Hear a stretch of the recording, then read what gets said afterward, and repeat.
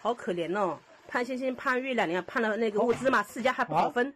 倒走，拿走吧，这是一家的啊。我们这个4堂就说那个居委会发米了，我们挺高兴的。然后我们一家可以分那个1斤2两半，挺感动的。麻烦大哥你给我分好啊，1两不能少。现在那困难时期你得分好。困难时期也蛮感谢那个上海政府的。没了，快来，还有一只下牛奶呢，4家再分一下啊，大家都自觉一点，省得。师傅你要什么？8335，来块肉，来块肉，1块肉。